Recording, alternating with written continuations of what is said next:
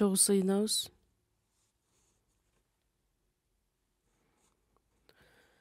Бизди сүйгөн, биздин ырайымдуу, ыйык асмандагы Кудай Ата. Биз Кудайдан алыстап, күнөөгө баткан адамдардан элек. Биз дененин табигый каалоолору менен убаракерчилик жашоого берилип жашаган учурубузда баардыгыбызды аяп, бизди сүйгөндүктөн биз бара турган жазага Ыйса Машаяк өзү жазаланып, биздин ордубузга өзүнүн канын төгүү менен биздин күнөөлөрүбүздү түбөлүккө кечирип, кайрадан биз сотко келбей тургандай кылып, жазаланбай тургандай кылып, биздин эч эле эмгегибиз эмес, өзүнүн ырайымы менен куткарылуу алып келгендиги үчүн ыраазыбыз. Мындан аркы жашообузду бизди жетимсиретпестен, ар дайым биз менен чогуу болуп, биздин алсыз жашообузду өз мойнуңузга алып, бизди дайыма коргоп, чындык сөз менен үндөгөндүгүңүз үчүн ыраазыбыз. Бул саатта Ыйса Машаяктын ыйык каны аркылуу куткарылууга ээ болгон баардыгыбыз чогулуп, сиздин сөзүңүзгө үйрөнүш үчүн, баарлашууга үйрөнүш үчүн чогулдук. Ар бирибизге керектелүүчү өз ырайымыңызды төгүп берип, өзүңүздүн керектелүүчү сөзүңүздү уга тургандай кылып мүмкүнчүлүк бериңиз. Ырайымдуу колуңуз менен баардыгыбызды баталап, бир дагы адам алсыз болбосун. Биздин мамлекеттеги жыйындар, дүйнөнүн ар бир бурчунда жайгашкан баардык жыйындарды Кудай өзүңүз жетектеп келишиңизге биз ишенүү менен ыраазычылык билдиребиз. Ар кандай кыйынчылыктарды баштарынан өткөрүп жаткан баардык биздин жыйындарга да Кудай өз керемет күчүңүз менен чогуу болуп, кайраттуулук менен мындан ары дагы көптөгөн адамдарга куткарылуу сөзүн, жакшы кабар сөзүн жеткирүү менен сиздин улуу иштериңиздерди аткарганга жардам бериңиз. Кимде ким ооруп жаткан бир туугандар болсо, аларга батырактан ден соолугун чыңдап, мындан аркы жашоосун бир гана сиздин даңкыңыз үчүн, сиздин эркиңиз үчүн жана ошондой эле жакшы кабарды таркатыш үчүн жашаганга жардам бериңиз. Ар бир убакта бизге керектелүүчү өз сөзүңүздү берип, биз бара турган жолду ачык айкын кылып көрсөтүп бергендиңиз үчүн бул саатта дагы биз сиздин сөзүңүзгө үйрөнүш үчүн чогулуп отурабыз. Сиздин балдарыңыз катары кандайча татыктуу жашоо менен жашай алабыз, ошол нерсеге бизди үйрөтүңүз. Биздин куткаруучу Ыйса Машаяктын ысымынан сыйындык. Аминь. Даңктоо группасы даярдаган ырды чогуу угабыз.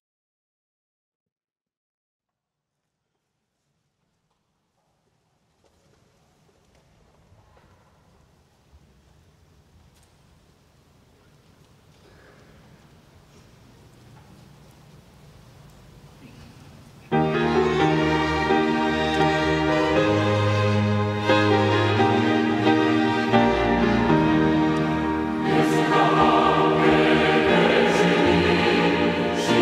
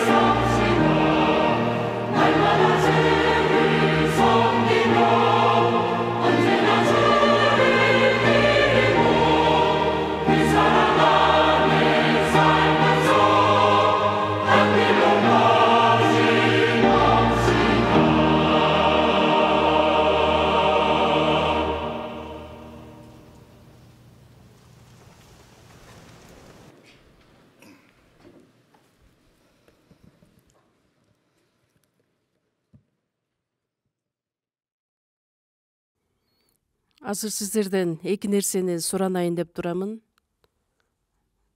Жекшемби күнү эртең мененки саатта келгенде, андан сырткары үчүнчү күндөрү дагы келгенде Даңтоо группасы ырдаганга чейин көптөгөн убакыттан бери жолукпаган бир туугандар дагы бар болгондуктан бири бирибиз менен жакшы учурашып, сүйлөшкүбүз дагы келет. Бирок акырын бири бириңиздер менен учурашсаңыздар, үнүңүздөрдү акырындан чыгарып, эмнеге дегенде мен баардык бир туугандарды карап көрө турган болсом, залдын ичинде карасам, базарга айланып кеткендей. Биздин зал сөз башталганга чейин акырын келип, китеп окусаңыздар болот, же болбосо Кудайдын астында сыйынуу менен жүрөктөрүңүздөрдү даярдап, ошол атмосфераны чогуу жарата турган болсок, сонун болот эле. Балким биринчи жолу биздин жыйынга адамдар келе турган болсо, бул аябай катуу үндөрдү чыгып, жүрөгү чоочуп кетпесин. Ошондуктан баардык нерсени акырындык менен, акырын үнүңүздөрдү акырын чыгаруу менен сүйлөшсөңүздөр. Дагы экинчи сураныч, арттагы турган биздин кызматчылар, кечигип келген адамдар астына чейин чыгып кетип, бош орундар барбы ошону текшербестен, ошондуктан биринчи келген бир туугандарды эң биринчиден алдыңкы орундарды ээлесеңиздер, андан кийин кечигип келген бир туугандар башка адамдарга, тоскоолдуктарга жаратпай артка отура тургандай болушсун. Ошондой макулдуктарды бересиздерби? Артта дагы орундар калбай калгандыктан, ошондуктан биздин чогулуш башталганга чейин сөзсүздөрдө алдындан биринчиден орундарды алып, калган орундарды кечигип келген адамдарга калтырып берсеңиздер. Бул жерде орундар карабалса, анда 6-кабатка көтөрүлүп, ошол жакта отурсаңыздар болот. Ошондуктан бири-бирибизге түшүнүү менен тоскоолдуктарды жаратпай тургандай кылып, биздин кызматчыларды дагы суранып кетет элек. Бош орундарга биринчиден адамдарды отургузуп, андан кийинкилерди орундар менен жакшы бөлүштүрүп берип койсоңуздар. Жекшемби күнү келе жаткан биздин бир туугандардын саны уламдан көбөйгөндөн көбөйүп баштагандыктан, азыр орундар жетишпей жатат. Ошондуктан кийинки келе турган биздин бир туугандарды ойлонуу менен биринчиден келери менен алдыңкы орундарды алсаңыздар.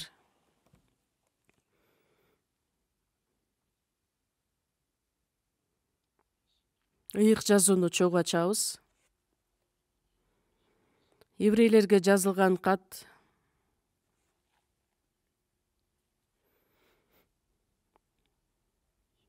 11 бөлүмдү чогуу ачабыз.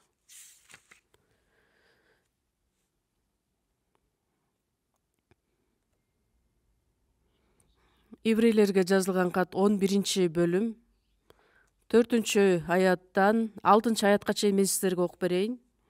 Еврейлерге 11 бөлүм 4-аяттан 6-аятка чейин. Ишеним менен Абыл Кудайга кабылдыкынан жакшы курмандык алып келген. Ишеними аркылуу анын адил деп табылгандыгы жөнүндө жана аны тартуулары жөнүндө Кудай күбөлөндүргөн. Ишеними менен ал азыркыга чейин сүйлөп жатат. Ишенгендиги үчүн Енох асманга алынды. Ал өлгөн жок, аны таппай калышты, анткени аны Кудай алып кетти. Алынып кетээрден мурун ал Кудайга жаккандыгы жөнүндөгү күбөлөндүрүүгө ээ болгон эле. Кудайга ишенимсиз жагууга мүмкүн эмес. Кудайга келген адам анын бар экендигине, аны издегендерге ал тиешелүүсүн берерине ишениши керек. Ушуга чейин окуйбуз.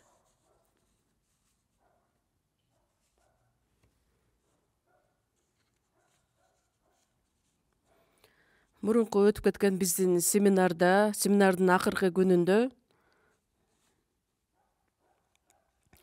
Абыл менен Кабылдын Кудайдын астына алып келген тартуулары жөнүндө сиздерге айтып бердим эле.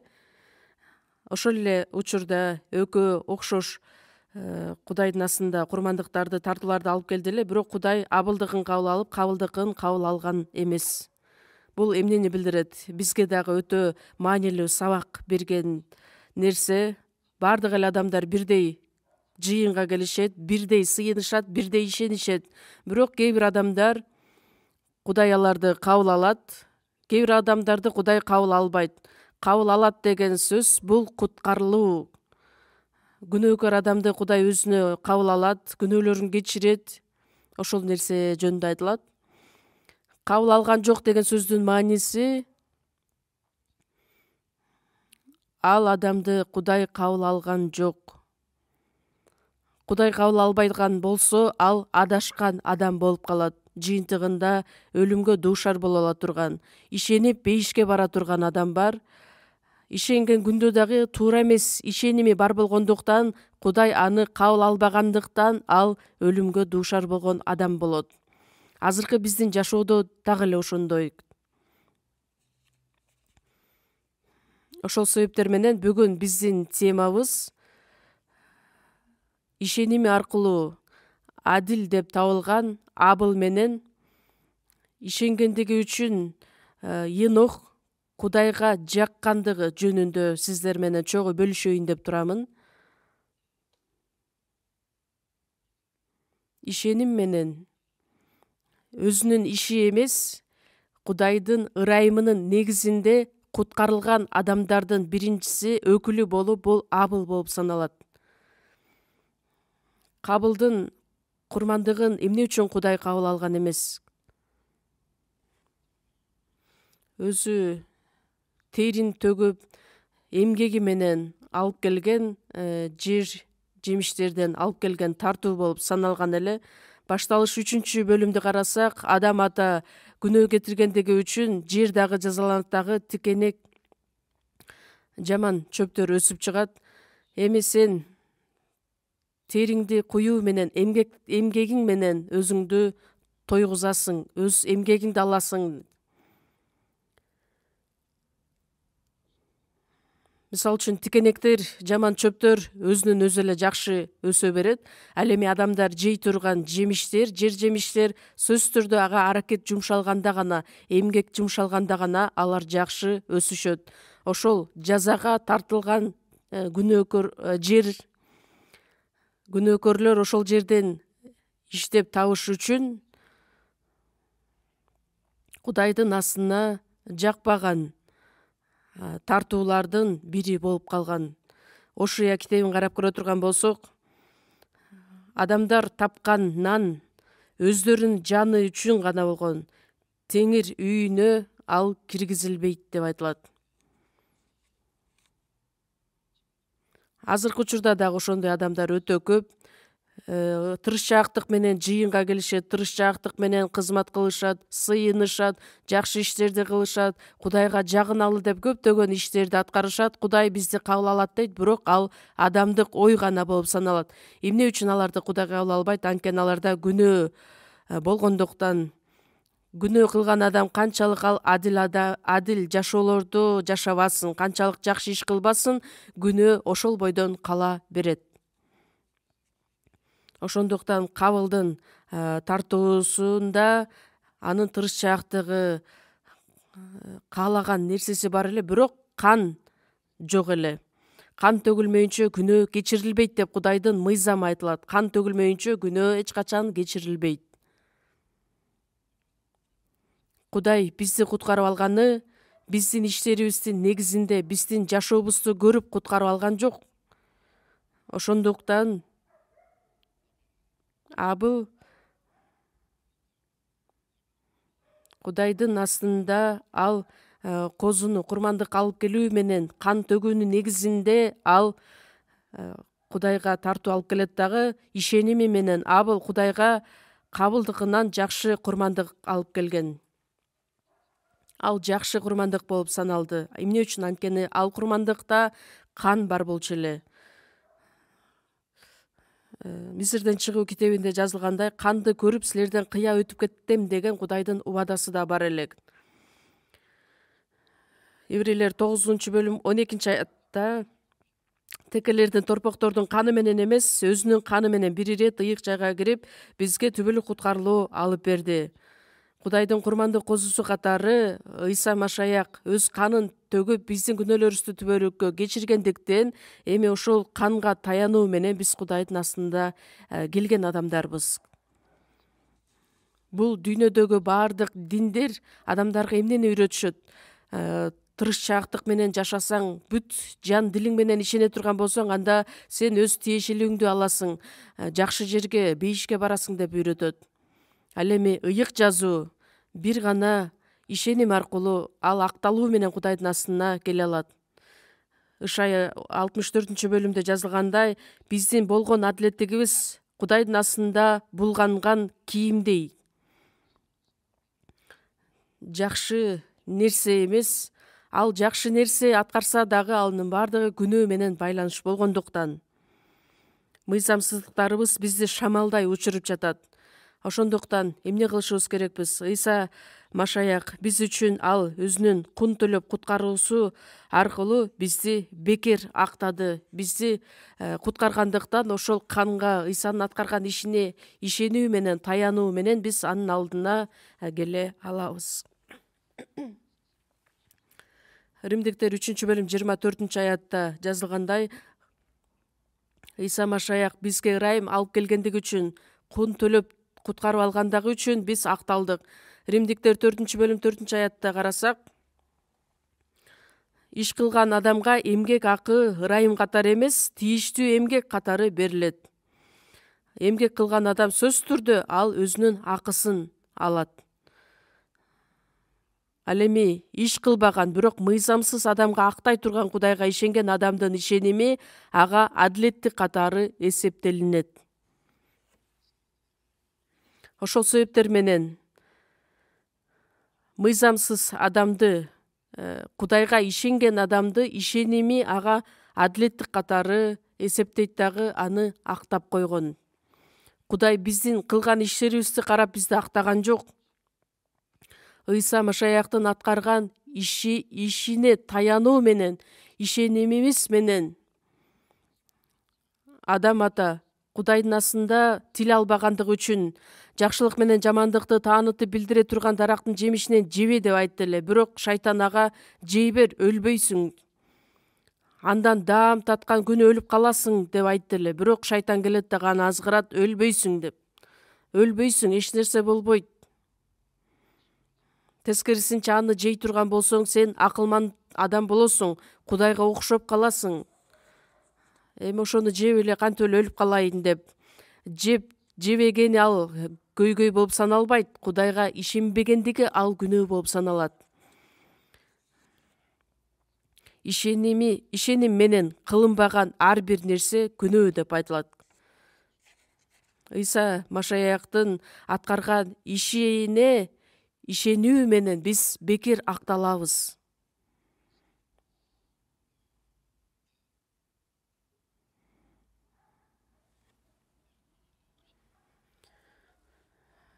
Кандай адам бактылуу жөнүндө дагы ыйык жазууда жазылат. 3500 жыл мурун Дөөт пайгамбар айткан, Кудай иштерине карабастан адил деп эсептеген адамдын бактылуу экендиги жөнүндө Дөөт пайгамбар эмне деп айтат? Мыйзамсыз иштери кечирилип, күнөөлөрү жабылган адам бактылуу.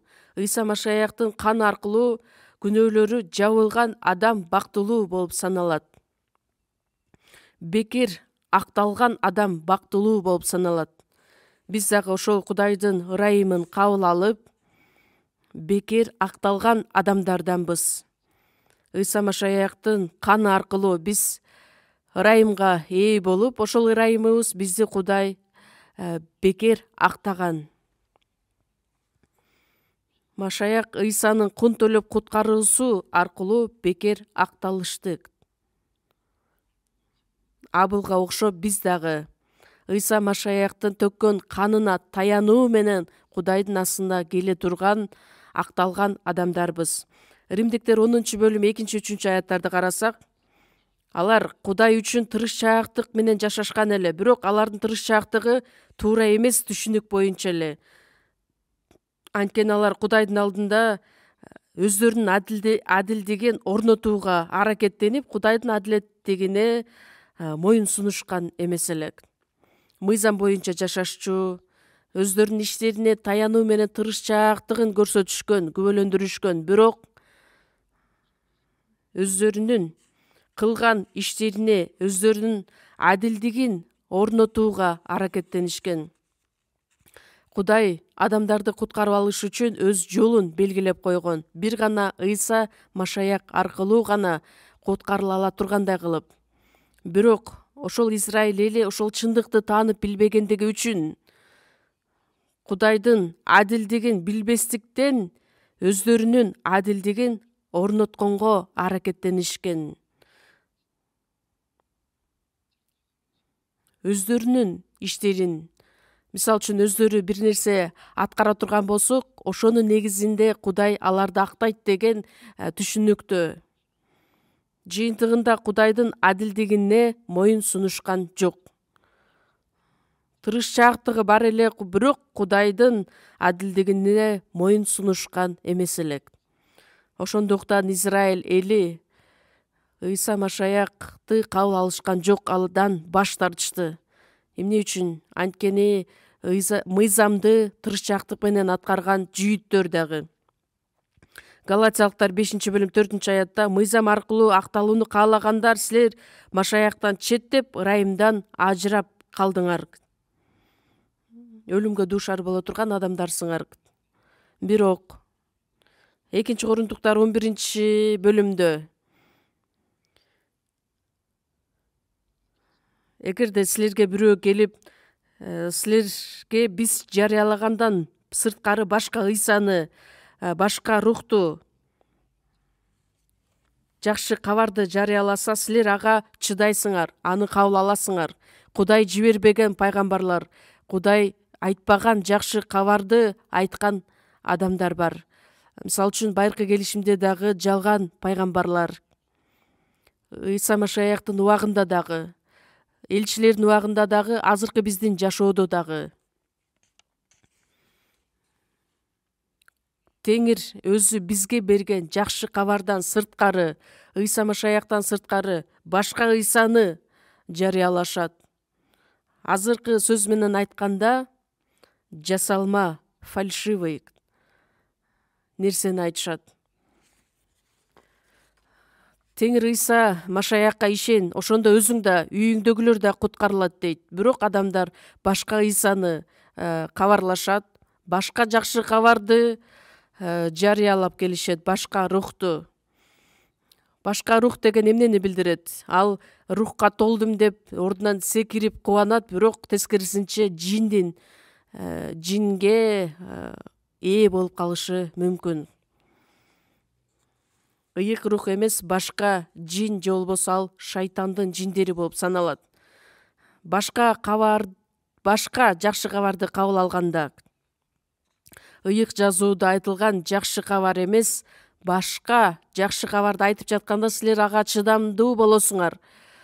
Азыркы учурда карап көрө турган болсок, чыныгы жакшы кабарды кабыл алгандын ордуна жасалма, жалган жакшы кабарды кабыл алышат, көбүрөөк кабыл алышат. Мисалы үчүн товарларды, буюмдарды карай турган болсок, чыныгы буюмга караганда жасалма буюм жакшыраак адамдын көзүнө көрүнгөндүктөн адамдар бат эле ага алданып калышат. Корунттагы адамдар дагы башка Машаякты, башка жакшы кабарды кабыл алгандыгы үчүн аларга айтылган сөздөр бар элек. Башка Машаякты, башка жакшы кабарды таркаткан адамдарды эмне деп айтат? 2-Корунтуктар 11-бөлүм 13-аяттан баштап карасак, алар жалган элчилер, алдамчы кызматчылар, өздөрүн Машаяктын элчилери кылып көрсөтүшкөн адамдар.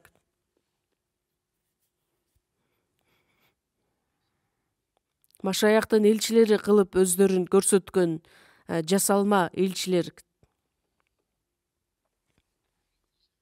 Бирок бул таң каларлык нерсе эмес. Анткени шайтан да өзүн жарыктын периштеси кылып көрсөтөт. Шайтан өзүн шайтан кылып көрсөтө турган болсо, анда ким аны кабыл алмак эле? Ким азгырылмак эле? көздөрү чоң, тиштери чоң, мындай коркунучтуу шайтан өзүн көрсөтө турган болсо, андай эмес, тескерисинче өзүн жарыктын периштеси кылып көрсөтөт. Бузулган периште Люцифер негизинде ал өтө жакшы, жакшынакай периште эле, бирок ал Кудайдын астында өзүн жарыктын периштеси кылып көрсөтөт. Өтө буурукер, өтө жакшы кылып көрсөтөт. Мисалы үчүн мошенниктер дагы, адамдарды алдаган адамдар дагы өздөрүн алдамчы катары көрсөтүшпөйт. Ушунчалык боорукер адам, ушунчалык жакшы адам катары адамдар менен жакындайт дагы, аларга жардамын көрсөтөт, көмөктөшөт дагы, жыйынтыгында аларды алдап кетет. Анан орду түйү менен жок болуп кетет. Ошондуктан адамдар алданышат. Шайтан дагы билесиздерби, ушунчалык акылмандуу. Шайтандын жиндери дагы өздөрүн жакшы, жарыктын периштеси кылып көрсөтүшөт.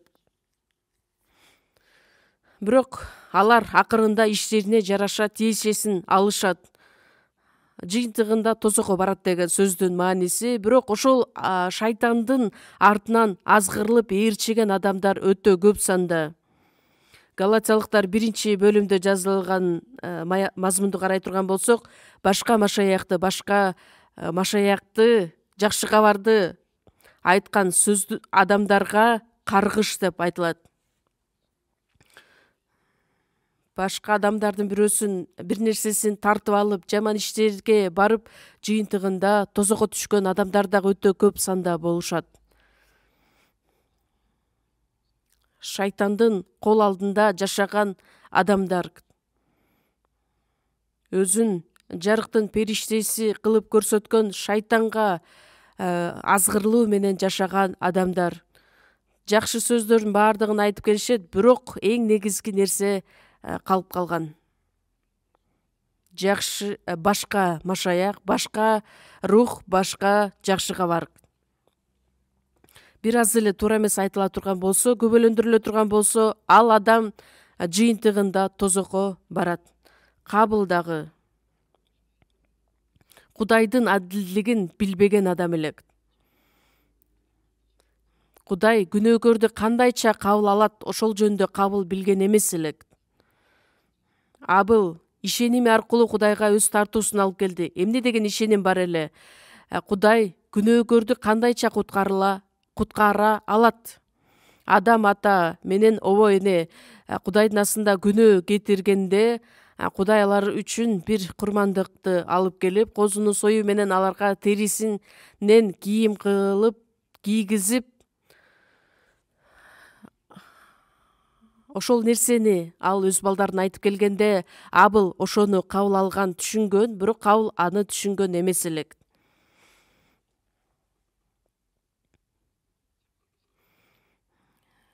Башталыш китеби 4-бөлүмдө Абыл Кудайдын астында адил адам катары Кудайдын астында куткарылууга ээ болду деген күбөлөндүрүүгө ээ болгон адам эле.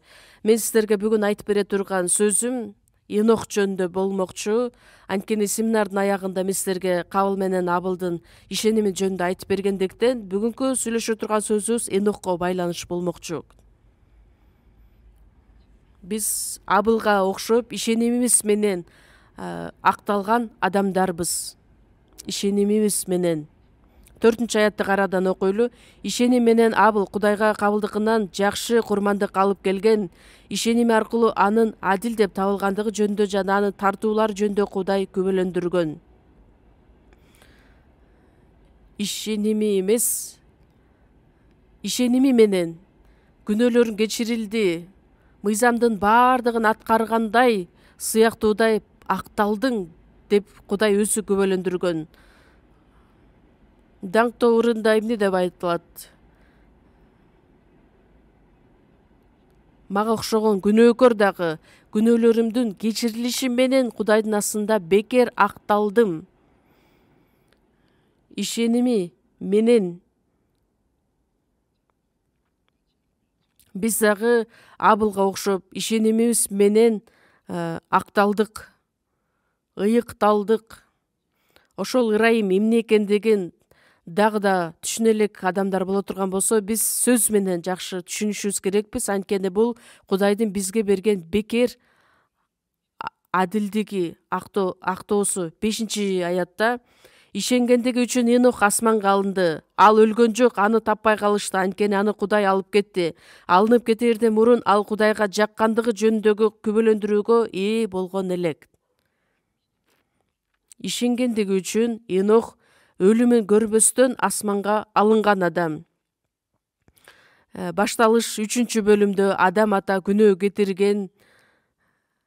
Андан кийин ал денең топурактан жаратылгандыктан сен кайрадан топуракка кайтасың деп айтылат. Андан кийин башталыш 5-бөлүмдө Адам атанын урпактары, балдары төрөлүп, андан кийин бул бирөөнү төрөп, андан кийин өлдү деп баратып, башталыш 5-бөлүм 24-аятта Енох Кудайдын алдында жүрдү. Анан ал жок болуп кетти, аны Кудай алып кетти. Таң калыштуу сөздөр жазылат. Өлдү деп жазылып келе жатып, андан кийин Енох өлбөстөн Кудай аны алып кетти асманга. Ал бул дүйнөдө калтырылган жок, өлбөстөн Кудайдын астына алынып кеткен адам бул Енох менен Илияс. Өлбөстөн асманга көтөрүлгөн адамдар. Бул биринчи жолу Кудайдын астында, бул окуянын негизинде адам Кудайдын падышачылыгына бара тургандыгы жөнүндө Енох аркылуу бизге көрсөткөн элек. Кудай өз бейнеси боюнча адамды жаратканынын максаты бул дүйнөдө бир нече жыл жашап анан өлүп калсын деп жараткан жок. Бир нече жыл эмес, 100 жыл бою жашап өлүп калсын деп жараткан жок. Бул дүйнөдө жашап жатканынын максаты, себептери түбөлүк бейишке барыш үчүн, өзүн даярдаш үчүн жараткан. Адам күнөө кетиргендиги үчүн Кудайдын астында, Кудайдын сыноосуна кулап калган адам.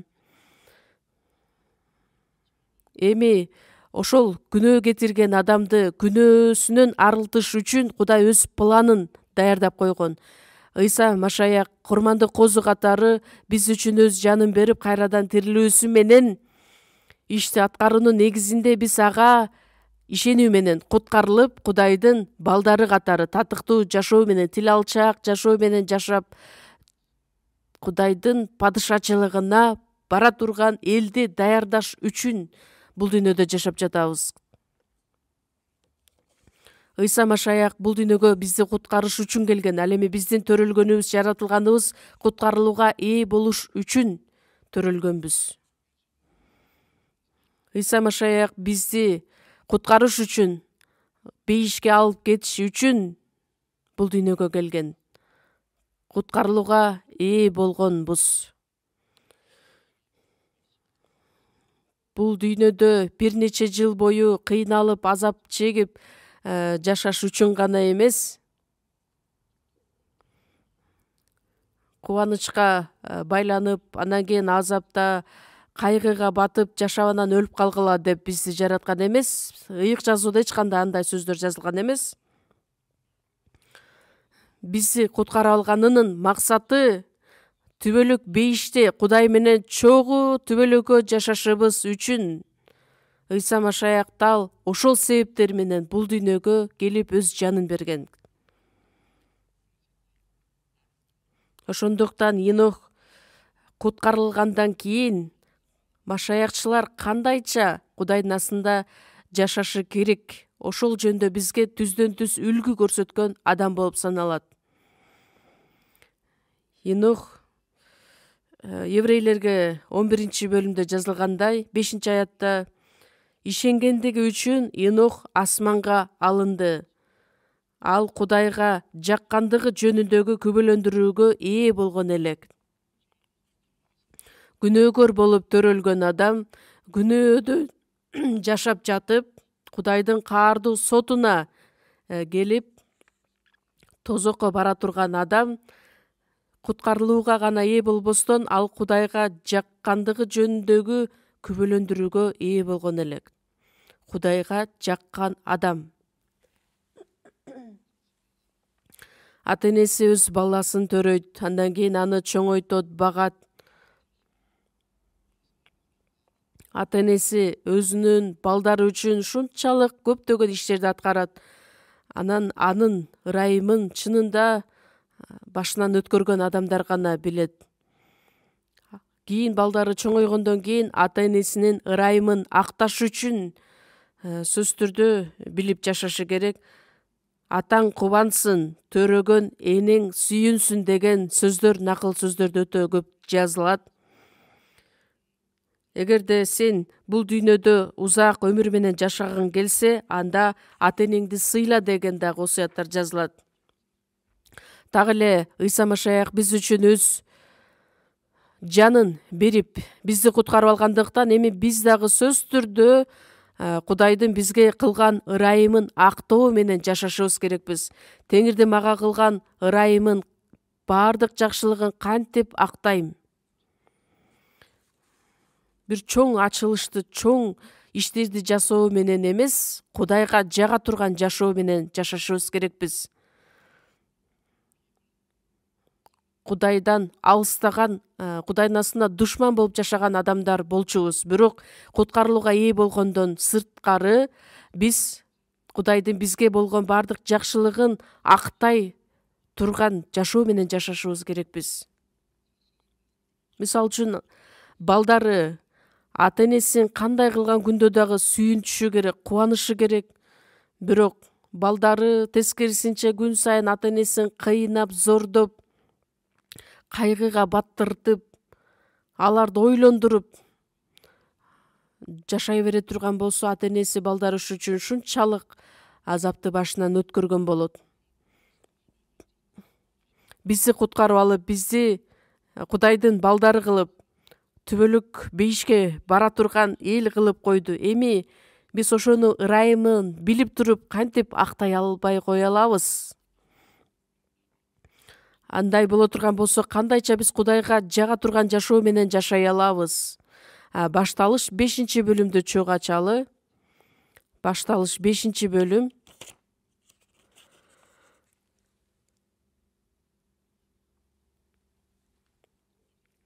24-аятты окуйбуз. Башталыш 5-бөлүм 24-аят. Энох Кудай алдында түз жүрдү. Анан жок болуп кетти, анткени аны Кудай алып кетти. Энох Кудай алдында түз жүрдү. Түз жүрдү деген сөз эмне дегенди билдирет? Кудай менен чогуу болду. Мисалы үчүн бир жолдо бара жатканда сиз менен чогуу шерик болуп бара жаткан бир адам бар. Бири-бириңизге жардамыңызды көрсөтүп, бири-бириңизди сооротуп, бири-бириңерге күч берип, куткарылганга чейин биз Кудайдан алыстаган, адашкан адамдардан элек. Эми куткарылгандан кийин Кудайдын алдында жүрө турган адамдар болдук. Ошол биздин руханий жашообуз болуп саналат. Кудайдан алыс болуп жашап, жумасына бир жолу жекшемби күнү келип, Кудай, бир жума бою жакшы турдуңузбу? Жөн эле өзүбүздү көрсөтүш үчүн, галочка үчүн келген адамдар эмеспиз. Келип Кудайды даңктап, ырдап коюп, чөнтөгүбүздөн Кудайга курмандык алып келип, Кудай, жакшы калыңыз, эмки жекшембиде жолугушабыз деп жашаган адамдар албетте биздин арабызда жок. Бирок ошондой жашоого учурап калган адамдар болушу мүмкүн. Уктасак дагы, турсак да, жатсак дагы дайыма Кудайдын алдында экенибизди унутпашыбыз керекпиз. Кээ бир адамдар бул дүйнөдөн биз бөлүнүп кетип, тоонун чокусуна барып Кудайдын астында жашай алабыз, сыйына алабыз. Ошондо гана биз Кудайдын алдында жүргөн адамдар болобуз деп түшүнүккө ээ болушот. Андай эмес. 23-аятты карасак, 23-аятта башталыш 5-бөлүм 23-аят. Жок, 22-ден баштап окуйлу. Матушал Енох 21 аяттан баштап окуш керек экен. Енох 65 жашка чыкканда андан Матушал төрөлдү. Матушал төрөлгөндөн кийин Енох Кудайдын алдында 300 жыл жашады. Андан дагы уул кыздар төрөлдү. Енох бардыгы болуп 365 жыл жашады. Енох Кудай алдында түз жүрдү. Анан жок болуп кетти. Анткени аны Кудай алып кетти. Енох топон суу болгонго чейин жашаган адам болгондуктан ал узак жашаган адам эле. Енох Матушалды төрөйт. Матушал эң узак жашаган адамдардын бири эле. Бул эмнени билдирет? Енох деле жөнөкөй эле жашоо менен жашаган адам эле, үй бүлөсү бар эле, уул кыздарды төрөгөн эле, жөнөкөй эле башка эле адамдарга окшоп эле жашап жатып, Кудайга жаккан адам эле. Тиги тоонун чокусуна барып, адамдардан бөлүнүп, тырышчаактык менен сыйынып, Кудайдын астында түз жүргөн адам болгон жок. Азыркы сөз менен айта турган болсок, мейли биз жумушта иштейлиби, бир иш менен алек болбойлу, балдарыбызды бакпайлы, анын бардыгы жашоо, жөнөкөй эле жашоонун негизи болуп саналат. Ал эми биздин максатыбыз эмне болушу керек? 114-забурда айтылгандай, Кудай менин жанымды өлүмдөн, көздөрүмдү жаштан, буттарымды мүдүрлөөдөн куткарып алды. Мен эми Теңирдин алдында тирүүлөрдүн жеринде жашайм. Теңирдин алдында жашайм. Кудайдан алыстап, четтеп кетпестен биз ар дайым Кудайдын алдында жашайбыз. Эйден багында жаратылган адам ата ар дайым Кудай менен баарлашууда жашап келген эле, бирок кетирген күнөөсү үчүн ал Эйден багынан кубаланып чыгарылган. Биз эми Кудайга кайрылып келген адамдарбыз. Адашып кеткен баласы атасына кайрылып келген сыяктуудай. Матай 1-бөлүм 21-аятты карасак, Теңирдин периштеси Мариямдын күйөөсү болгон Жусуп дөөттүн уулуна келет.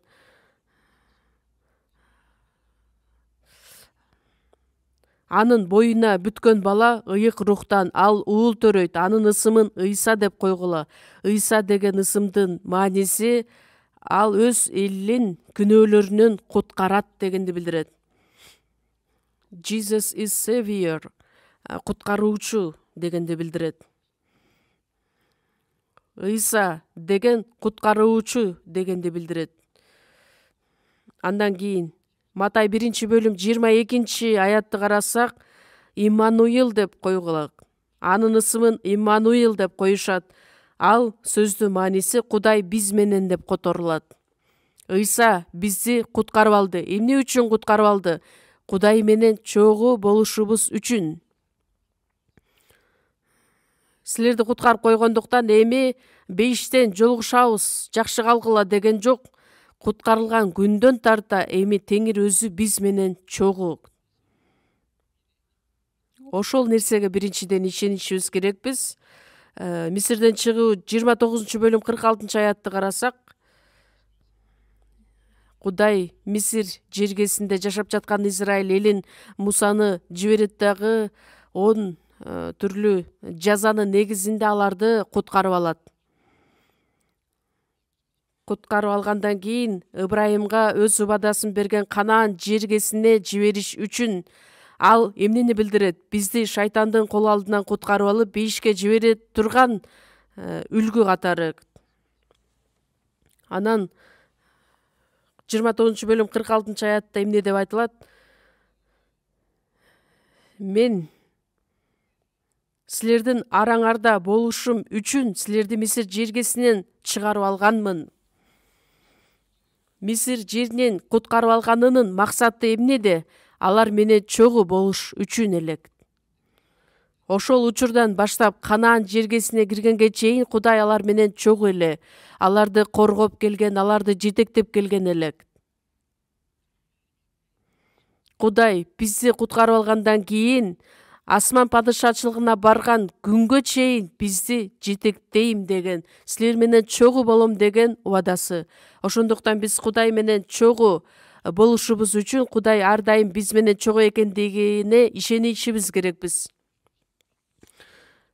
Ыйса Машаяк мен үчүн өз канын төгүп куткарып алгандыгына биз биринчиден ишенишибиз керекпиз. Ырайымдын негизинде ишеним аркылуу куткарылдыңар. Бул силерден эмес, бул Кудайдын белеги. Куткарылгандан кийин биз эмнеге ишенишибиз керекпиз? Галатиялыктар 3-бөлүм 2-аятта силер рухту мыйзамды аткаруу менен алдыңар беле же айтылган сөзгө ишенүү менен алдыңар беле? Ишенүү аркылуу алдыңар беле? Качан биз ошол чындыкка ишенгенде ыйык рухка ээ болобуз. Жакан 14-бөлүм 20-аятта ошол күнү, куткарылган күнү мен силердин ичиңерде экениме, силер менин ичимде экениңерди ошондо түшүнөсүңөр. Менин ичимде ыйык рух жашап келет. Биз аны билбесек дагы ыйык рух биздин ичибизде жашайт. Ошол жашагандыгына биз ишенишибиз керекпиз. Эфестиктер 3-бөлүм 17-аятта ишеним аркылуу Машаяк силердин жүрөгүңөрдөн орун алсын. Машаяк менин ичимде экениме ишенишим керек. Күнөөлөрүбүз кечирилгенине гана ишенбестен, куткарылган күнү Ыйса Машаяк ыйык рух менин ичимде жашай тургандыгын билишибиз керекпиз. 2-Коринтуктар 13-бөлүмдө силер ишеним жолундасыңар, өзүңөрдү текшерип көргүлөчү. Ыйса Машаяк силердин ичиңерде экенин билбейсиңерби? Куткарылгандыгыбызга ишенишибиз керекпиз. Андан сырткары Машаяк биздин ичибизде экенине ишенишибиз керекпиз. Андай болбосо силер калтырылган, ташталган адамдарсыңар. Римдиктер 8-бөлүм 9-аятта кимде Машаяктын руху жок болсо, ал Машаяктыкы эмес деп айтылат. Куткарылган адамды Машаякчы деп айтылат. Машаякка таандык адам. Машаяктын адамы. Машаяк ошол адамдын ичинде жашап жаткан адам, Машаякчы болуп саналат. Машаяктын руху жок болсо, ал Машаяктыкы эмес. Кудайдын руху, ыйык рух, Машаяктын руху бардыгы бир мааниде. Менин ичимде бар экендигине мен ишенишим керек. Мен ичинде эместе тиги бир алыста жашаган Кудай дей турган болсо, мен кантип Кудайдын астында жашаган болом? Мен самолетко отуруп теги алыста Кудайга барышым керек. Жолбосо алыста Кудай мага келиши керек. Кээ бир адамдар тоонун чокусуна чакырат дагы, чыгат дагы Теңир деп кыйкырышат. Анан Теңир эмне деп айтат? Эмне кыйкырып атасың деп. Ушунчалык адамдар акылынан ажырап калышкан. Менин жүрөгүмдө, менин ичимде акырын менен, сөз менен сүйлөгөн күндө да Кудай мени угат, билет. Ал кандай сонун керемет. Менин Теңирим менин ичимде жашайт. Эми ошол Теңир менен гана мен ыракат ала алам. Эч нерсе жок болсо дагы, бир гана Машаяк менин ичимде жашаган болсо, мен ошого кубанып, шаттанып жашаймын. Бул дүйнөгө бардыгына ээ болуп, бирок Машаяк менин ичимде жашабаса, анда ал чоң кайгы. Машаяк менин ичимде экендигине мен ишенишим керекмин. Галатиялыктар 2-бөлүм 20-аятта эми мен жашап жаткан жок, менин ичимде Машаяк жашап жатат. Буга чейин денедеги жашоомду айта турган болсом, мени сүйгөн, менин ордума өзүн курмандыкка чалган Кудай уулуна болгон ишеним менен жашап жатамын. Буга чейин аянычтуу күнөөкөрдүн табияты менен жашаган болчумун. Ошол учурдагы жашообуз кандай элек? Кедеймин деп, жолбосо башка бирөөлөр мени таанып билбейт деп аянычтуу жашоо менен жашадык белек? Элчи Павыл канчалаган кайгыда жашады эле ал ачкачылыкта дагы, суукта дагы, ташбаранга алынып өлдү деп аны таштап коюшкан учурлу болду элек. Бирок элчи Павылда ар дайым жүрөгүндө кубаныч орноп турган эле.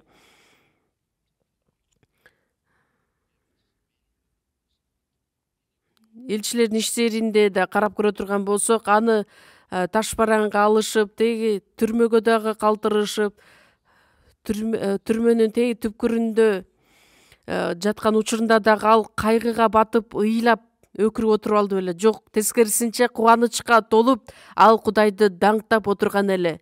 Анткени жакшы кабар үчүн ал ошол азап кайгыны чегип атканына ушунчалык ыраазы болгон эле. Элчилер дагы Ыйса Машаяк үчүн көз жашын төккөндүгү үчүн аларды сабап таш бараңга алган учурда дагы алар кубанып келишкен. Сиздер бул дүйнөдө жашап жаткан учурда жакшы кийим кийип, жакшы тамак жеп, жакшы үйлөрдө жашасак, ошол чыныгы бакыт деп ойлойсуздарбы? Ошол нерсе болбогондугу үчүн кайгырып жатасыңарбы? Же ушунчалык ошол адамдарга көз артып жашап келесиңерби? Мейли чоң үйүбүз болсо, тамагыбыз болсо, кийимибиз болсо, кубанабыз. Бирок жок болсо дагы биз кубана турган адамдардан болушубуз керекпиз. Кудай кээ бир учурда бизге байлыкты да берет, бизди кедей да кылат. Израиль эли чөлдө жашап жаткан учурда аларды манна менен багып келген. Асканы кагуу менен аларга суу дагы берген. Эмне үчүн? Аларды ток дагы кылган, ачка да калтырган. Анткени Израиль эли курсагы ток кезинде сүйүнүп, кубанып келишкен. Анан Кудай тамак бербей койсо, суу бербей койсо, кайра эле кайгыга батырып, акарат келтирип, бизди эмне үчүн Мисир жергесинен куткарып алдың экен, бизди өлтүрөйүн дедиңби деп, кайра эле нааразы болуп жашап келишкен. 40 жыл бою эмне үчүн аларды чөлдө калтырган эле Кудай? Кудай берсе, бергендиги үчүн ыраазы болуп, бербесе да Кудай биз менен экенине чогуу ишенүү менен Кудайга кубанычы керек эле. Биз колубузда болуп турган учурда гана Кудайга ыраазы болуп жашашыбыз үчүн эмес, колубузда жок болуп турган учурда дагы бир гана Кудай биз менен чогуу экенине ишенүү менен шаттанып кубанычыбыз керекпиз. Кубанууга ээ болушубуз керекпиз. Баардык нерседе ийгиликтерге жетишип жашаган учурда гана Кудай мени менен эмес, өлүм көлөкөсүнүн өрүндө жүрсөм дагы жамандыктан коркпойм, анткени Кудай мени мененсиң.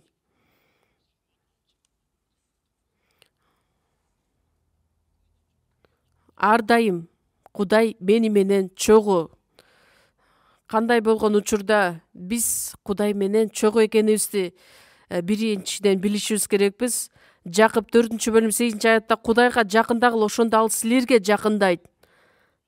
Жакын экенине ишене турган болсок, ал дайыма биз менен чогуу болот.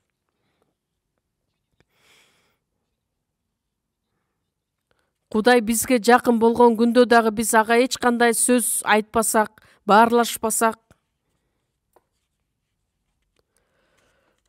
Кудайга ыраазы болушубуз керекпиз. Кудай биз менен чогуу экенине кубанычыбыз керек, кубануу менен жашашыбыз керекпиз.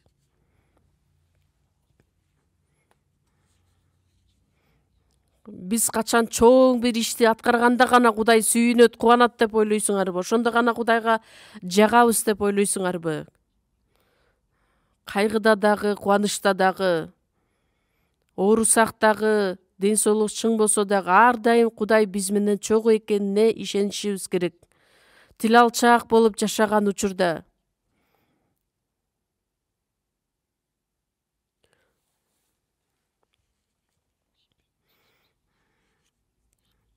Забур китеби 72-бөлүмдө 28-аятта Кудайга жакындаган жакшы. Батырактан айтайын деп мен шашып аттым эле, бирок келиңиздер, андай болсо дагы Забурду чогуу ачалы. Забур 72-бөлүм 72 Забур 28 аят. Чоң окуйлу. Мага болсо Кудайга жакындаган жакшы. Кудай теңирди өзүмө баш калкалар жай кылдым. Сенин бардык иштериңди жарыя кылам. Кудайга жакындаганым мага жакшы, бакыт. Бул дүйнөдө бул нерсеге ээ болгон күндө дагы ал чыныгы бакыт эмес. Мага керектелүүчү эң чоң бакыт бул Кудайга жакын болгонум. Кудайга жакын болсом, Кудай өзү мага жакындайт. Кудайга жакын болгон күндө дагы Кудай мага жакын экендигин билбей жашай турган болсом, анда тескерисинче адан алыстай берем.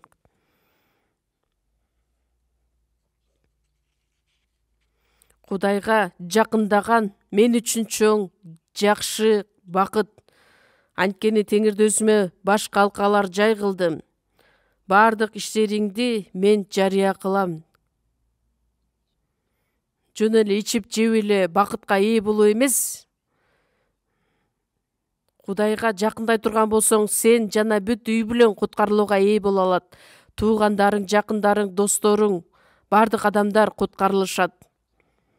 Ал адам аркылуу куткарылуу иши аткарылгандыгы бул чоң бакыт болуп саналат.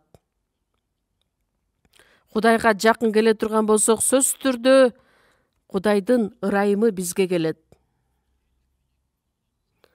Менин айлана чөйрөмдө куткарылган адамдар сөзсүз пайда болот.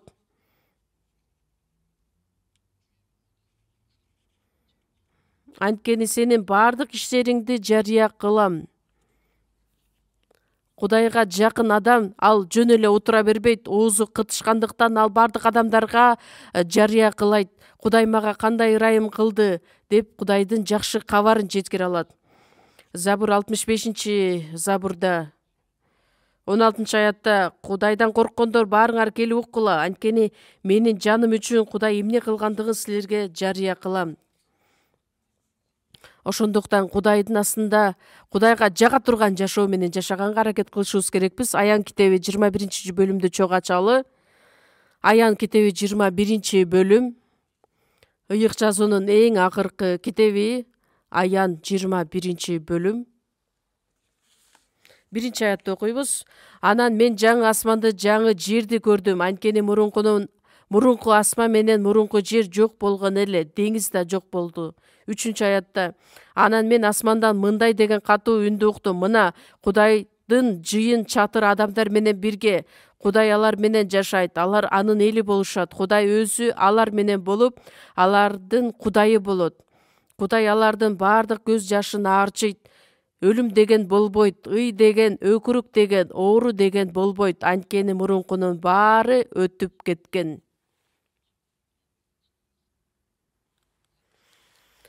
Жаңы жер, жаңы асман.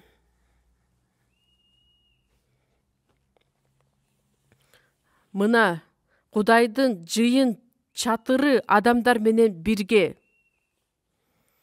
Бейишти билдирет. Бул бейишти бардык адамдар Кудай менен бирге. Ошол чатыр, жыйын чатыры Кудай менен бирге. Кудай алар менен жашайт, алар анын эли болушат. Кудай өзү алар менен болуп, алардын Кудайы болот. Бир эле аятта Кудай алар менен чогуу деген сөздөр 3 жолу кайталанып айтылат. Бейиште Кудай чогуу боло турган жер, түбөлүккө чогуу болуучу жер. Ошондо биз Кудайды өзүбүз көрүп жашай алабыз. Бейишке барганда жакшысы жакшы, бирок Кудай жок болсо, бизди куткарып алган Машаяк дагы болбосо, анда бизге кайсыл кубаныч болот? Кудай өзү чогуу болгондуктан бейиш болуп айтылат. Ушунчалык бактылуу, түбөлүккө бакыт орногон жер бейиш. Кудай алар менен чогуу болот дагы, алардын бардык көз жашын аарчыйт. Сен бул дүйнөдө жашап ушунчалык кыйналдың, көз жашыңды төктүң деп бардык көз жашын аарчыйт. Жакшы кабар үчүн сен көптөгөн жашыңды төктүң деп биздин жашыбызды аарчыйт Кудай өзү. Ал жерде өлүм деген да болбойт. Ый деген да, өкүрүк деген да, оору деген да болбойт. Ал жерде ажырашуу деген дагы болбойт. Кайгы деген да болбойт. Алдамчы кишилер дагы, жалган адамдар, жалганчы адамдар дагы болбойт. Бир гана түбөлүккө Кудай менен жашай турган жер. Ал жерде картайуу деген да жок, оору деген да жок, өлүм деген дагы жок. Ошол бейишти бизге бериш үчүн Ыйса Машаяк бизди куткарып алды. Бир нече убакыт өткөндөн кийин баарыбыз бейишке барабыз. Бир аз эле чыдап койгула. Бир нече убакыт өткөндөн кийин биз бейишке барчу адамдарбыз. Бул дүйнөдө бир көз ирмемге бар болуп, кайра жок болуп кетчү нерселерге көңүлүңөрдү бербегиле. Пайда болуп, кайра эле тез жок болуп кетчү силердин жашооңор буу сыяктуу. Көз ирмемде көзүбүздү ачып жумгуча бул дүйнө дагы өтүп кетет. Ошондуктан бул дүйнөдөгү нерселерге берилип жашабагыла. Биз Машаяк менен чогуу экенибизге ишенип, кубанычта, түбөлүк бакытка ээ болуп жашашыбыз керекпиз. Машаяк үчүн жашап, Машаяк үчүн азап кайгы тарта турган болсок, ошол эң чоң бакыт. Ошондо гана биз Кудайга жага турган жашоо менен жашай алабыз. Бейишке барып түбөлүккө чогуу жашай турган адамдар бул дүйнөдө дагы аны менен чогуу жашашы керек.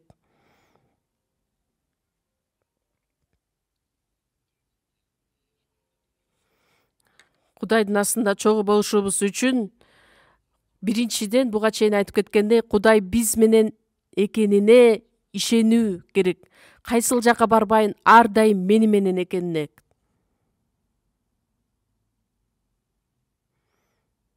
Теңир бүгүн мен кызыктуу бир жерге барышым керек, бирок Теңир сен менен барууга мүмкүн эмес. Ал жерде сага жакпай турган жер. Ошондуктан Теңир сиз бүгүн жакшы үйдө эс алып отуруңуз. Мен бара турган жер сизге жакпай калышы мүмкүн. Дегенде Теңир эмне деп айтат? Макул, жакшы барып кел деп айтабы? Жок, мен сен менен чогуу барам деп айтат. Теңирди ээрчитип алып каяка барасыз? Дискотекага барып бийлейбизби? Кудай менен чогуу жашаган адам Теңирге жага турган Теңирге жага турган жашоо менен жашайт. Теңирге жакпаган жашоо менен ал жашабайт. Кандайча ойлойсуздар? Кандайча жашайм деп максат коюп турасыздар? Еврейлерге 13-бөлүм 5-аятта дүнүйөкөр болбогула, колуңарда болгонуна ыраазы болгула. Анткени мен силерди калтырбайм жана таштабайм. Кудай менин жардамчым. Мен кимден коркот элем? Мен коркпойм. Адам мага эмне кылат элек? Адам эмгеги менен ал акча табып иштеши керек. Эмне үчүн? Анткени анын аткара турган иштери өтө көп. Азыркы учурда 80 мамлекетте биз жакшы кабарды жеткирип жатабыз. Кореядан ошол мамлекеттерге чыккан миссионерлердин, пасторлордун саны 170. Андан сырткары жергиликтүү насаатчылар же болбосо пасторлор да өтө көп. Чет мамлекеттеги биздин жыйындардын саны 906 жыйын.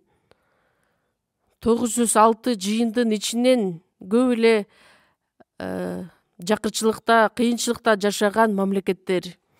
Ошондуктан биз аларга жардамыбызды беришибиз керек.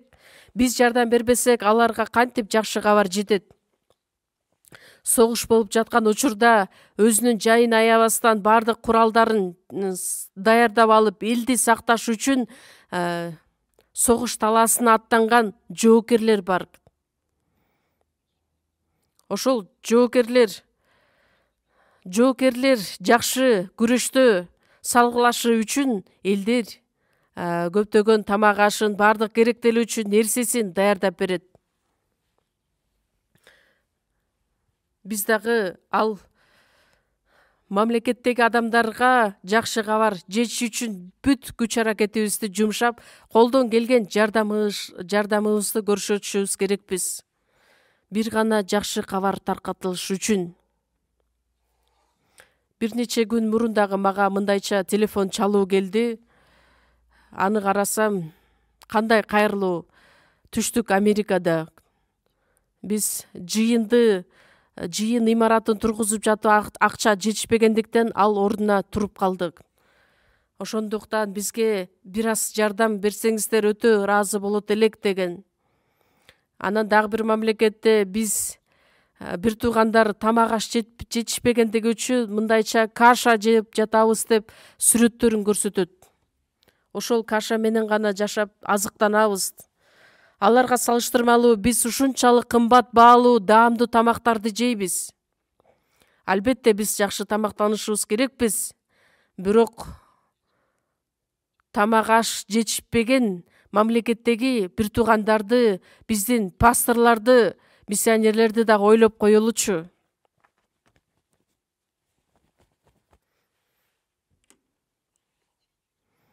Кайгыны дагы чогуу билишибиз керекпиз. Анткени Кудайдын сөзүндө кубангандар менен кубангыла, ыйлагандар менен ыйлагыла деп жазылат. Бирөө ыйлап жатса мен каткырып өзүмдүн курсагымды гана ойлоп жашасам болобу?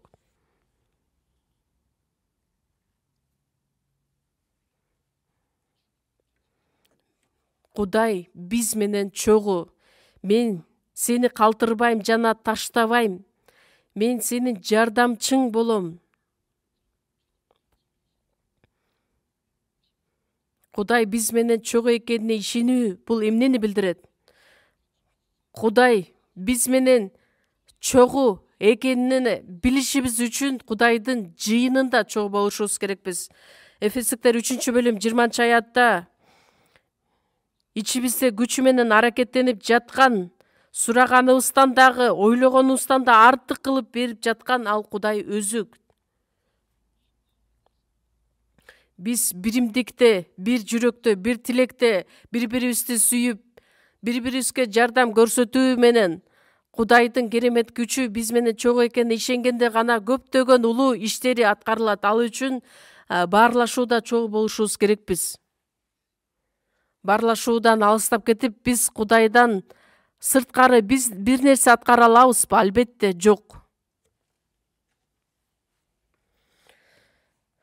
Жакан 15-бөлүм 3-аятта силер менин сөзүм аркылуу тазартылдыңар.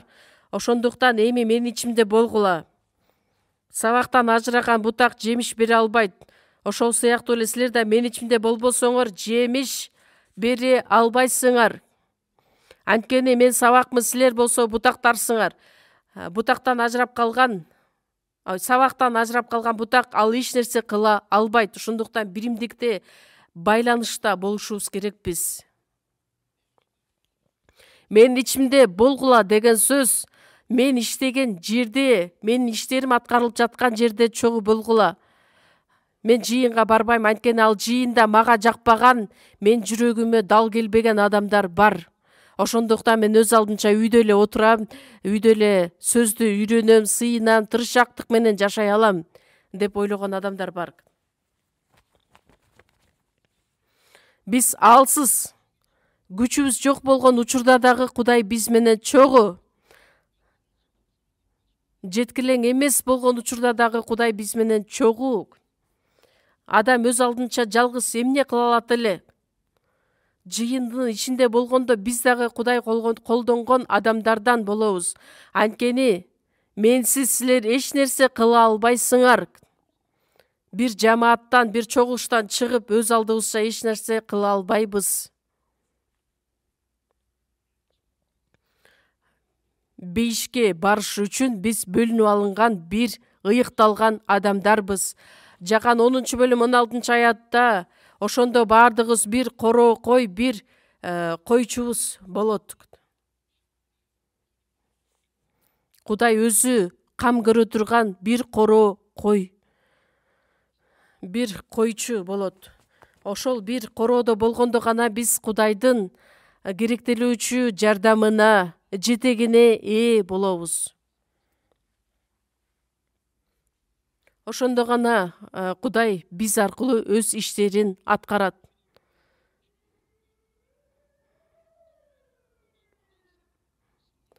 Ыйык рухтун жетеги менен жыйындын ичинде болушум керекмин качан. Ошол жыйындын ичинде болгон күндө гана мен бардык нерселерди аткара алам. Кээ бир адамдар жыйындан четтеп кетишет. Башка бара турган жери барбы? Биздин Кореяда эле 224 мамлекет бар. Кээ бир адамдар жыйындан четтеп башка жака кетип калышат, башка жака көчүп кетишет. Чет мамлекетте дагы биздин жыйындар бар. Ошондуктан бир тууган мага айтат: "Пастор, мен азыр аэропортто турам. Каяка баратасыз?" "Башка мамлекетке көчүп бара жатам." "Кайсыл жак?" "Мындайча жер." "Ал мамлекетте биздин жыйын барбы?" "Жок." "Анда эмне үчүн баратасыз?" "Өзүңүздүн жаныңызды багайын деп баратасызбы?" Эмне деген сөздөрдү сүйлөп жатат. Өзү алдын эле баардыгын пландап коет дагы өзүнүн кызыкчылыгы үчүн. Эми мейли аэропорттон да коштошуп койгондугу үчүн мен рахматымды айтаммын. Бирок коштошуш үчүн телефон чалып атабы?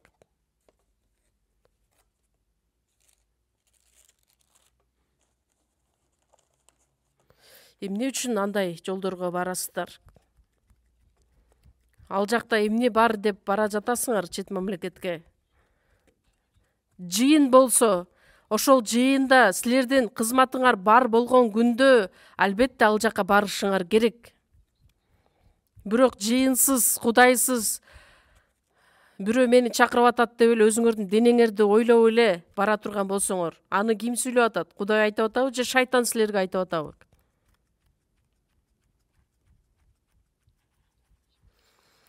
Матай 28-бөлүм 20-аятта Ыйса асманга көтөрүлгөнгө чейин акыркы сөзү айтылат: "Бул дүйнөнүн акырына чейин бардык убакта мен силер менен болом. Силер менен чогуу ар бир убакта болом." Ыйык рухтун жетеги менен биз менен чогуу болот. Ошондуктан ошол бир жамаатта биз чогуу болушубуз керекпиз. Кудайдын алдында түз жүрүшүбүз үчүн биз бул дүйнөдөгү күнөөдөн арылган жашоо менен жашашыбыз керекпиз. 2 Коринтуктар 6-бөлүм 17-18 аяттарды карасак, Кудай эмне деп айтат? "Силер алардын арасынан чыккыла дагы алардан бөлүнгүлө, арам нерселерге жолобогула."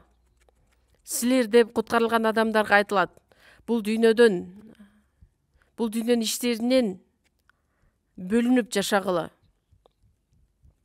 Андай боло турган болсо, ишенбеген адамдардан такыр эле бөлүнүп алып өзүнчө жашагыла деп айтып атабы? Жок, андай мааниде эмес. Биздин жүрөгүбүз ар дайым алардан айырмаланып, бөлүнүп жашашыбыз керекпиз. Бул дүйнөдө жашап жаткан учурда дагы биз бул дүйнөгө таандык адамдар эмеспиз. Силер бул дүйнөнүкү эмессиңер. Мен силерди бул дүйнөдөн тандап алдым дейт Машаяк. Жакшы кабар үчүн, Кудай үчүн тандалып алынган элсиңер. Бул дүйнөнүн адамдарына окшоп эле өзүбүз каалагандай акырындан күнөөгө батып жашай бере турган болсок, анан жыйынга келгенде өзүбүздү ишенген адам катары көрсөтүп, жыйындан сырткары күнөөкөр адамдай жашай бере турган болсок, кандай жашоо болуп калат? Же жарганатка окшоп жашайсыңарбы? Жарганат канаттууга дагы кирбейт, чычканга дагы кирбейт. Сөзсүз түрдө биздин жашообуз айырмаланышы керек. 1 Петр 1-бөлүм 15-аятта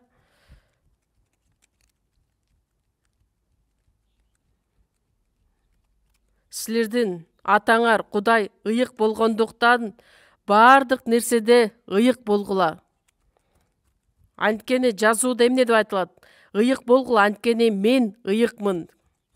Силердин атаңар ыйык болгондуктан силер дагы баардык жүрүш турушуңарда ыйык болгула. Ыйык деген сөз бул бөлүнүп алынган, чакырылып алынган, тандалып алынган адамдар. Сөзүбүздө дагы, жүрүш турушубузда дагы. Бейишке бара турган адамдар, тозокко бара турган адамдар сыяктуудай жашай берсе болобу? Жооп берип көрүңөр, жооп берип көрүңөр. Жооп берип көргүлөчү. Биздин жашообуз башка. Биздин баалуулугубуз башка, биздин үмүтүбүз башка, биздин максатыбыз башка. Жашай турган жолдорубуз башка адамдарбыз.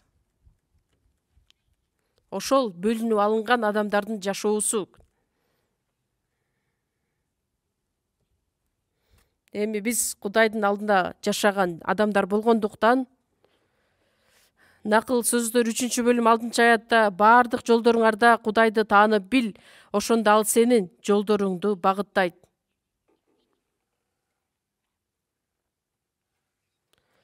Мисалы үчүн мен бир ишти аткарганга чейин Кудайдын астына сыйынып көрүшүм керек. Ал иш Кудайга жага турган ишпи, Кудайдын эрки менен дал келеби же жокпу деп баардык нерсени Кудай менен байланыштыруу керек. Баардык жолдоруңда Кудайды таанып бил. 1-Жакан 2-бөлүм 6-аятта Машаяктын ичиндемин деген адам Машаяк кандай жашаса, ошондой жашашы керек. Машаяк кандай аткарса, биз дагы ошол нерсени аткаруу менен жашашыбыз керекпиз. Кудай ал нерсени бизге уруксат берсе, ал сөзгө же болбосо ишке баш ийүү менен Кудайдын жакшы, өзүнө жаккан жана жеткилең эрки эмне экендигин таанып билип жашашыңар керек. Кудайдын эркине дал келбеген болсо, канчалык биз аны аракет кылбайлы, аны аткарбашыбыз керекпиз. Кудайдын эрки эмне экендигин билбей туруп эле өзүнө каалагандай, өзүнө жаккан ой менен жашай турган болсо, ал туура эмес болот. Ал Машаяктын жашоосу болуп саналбайт. Эгерде азыр Теңир сен бул жерде боло турган болсоң, кандайча аткарат элең деп ойлонуп, сыйынып көрүшүбүз керекпиз. Эгерде биз жакшы, туура биле албасак, анда сөзсүз түрдө жыйындагы пасторлорго, насаатчыларга, аксакалдарга, диакондарга барып кайрылып сурашыбыз керекпиз. Эч качан өзүбүз каалагандай, өзүбүз ойлогондой кылбашыбыз керекпиз. Мына так ушул нерсе баардык жолдоруңда Кудайды таанып бил деген сөздүн мааниси. Кудай менен акылдаш, сүйлөш. Ошол Кудайдын алдындагы түз жүргөн адамдын жашоосу болуп саналат. Михей китебин чогуу ачабыз. Байыркы келишимдеги Михей китеби 6-бөлүм 8-аят. Байыркы келишимдин 896-бет. 896-бет, Михей 6-бөлүм 8-аят. Михей 6-бөлүм 8-аят. О адам, эмне жакшы экени, Теңир сенден эмнени талап кылып жатканы сага айтылган бул адилет иштерди кылуу, кайрымдуулук иштерин жакшы көрүү жана өз Кудайдын алдында акылмандык менен моюн сунуп жашоо. О адам, куткарылган адамга айтылган сөз. Кудайдын кишиси, Кудайдын адамы, Кудайдын жакшы иши эмне экендигин сага көрсөтүп жатат.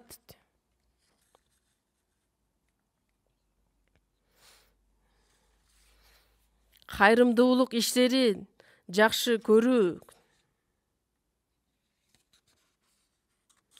жана өз Кудайыңдын алдында акылмандык менен моюн сунуп жашоо.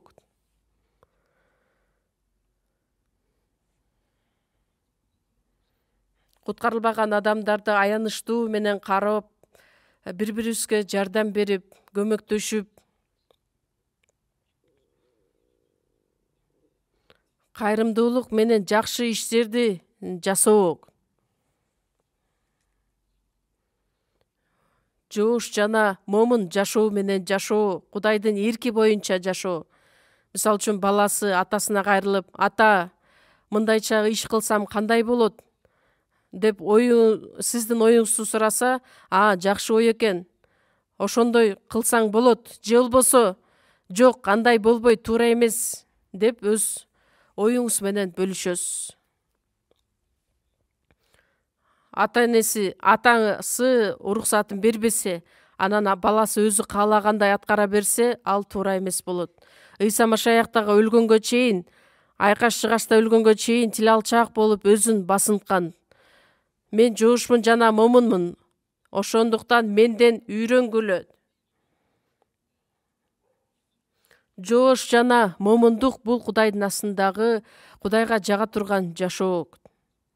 Кудайдын эркине толугу менен баш ийүү, тил алчаак болуп жашоо.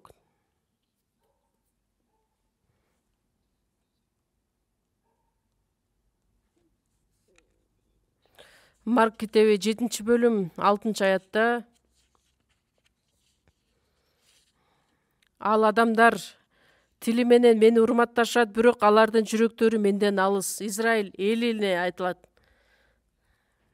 Израиль эли эки жүздүүлөр.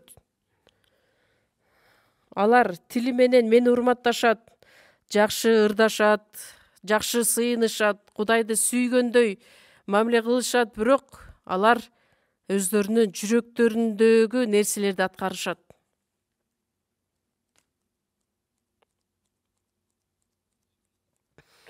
Бир адамдар мындайча сөз айтат: Кудайга ишенген адамдар жекшемби күнү эң көп калп айтышат деп.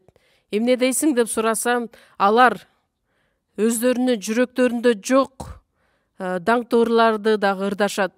Буга чейин мен сени ушунчалык жакшы көрүп калдым деп Кудайга арнап ырдашат. Мурунка караганда Кудайды дагы жакшы көрүп калдык дейт. Кудайды жакшы көргөн ордуна кубанычты, шаттыкты, акчаны, байлыкты сүйүп келген адам элек. Жалган сөздөрдү дагы ушунчалык жакшы айтышат. Дүйнөкордук кекиртегине жетип калдык. Акча, байлык, ал жалган сөз бат эле билинип калат. Тили менен, оозу менен Кудайды урматтайт, бирок жүрөгү менен такыр эле алыс жашаган адамдар. Ошол адам кантип Кудайдын астында түз жүрө алсын?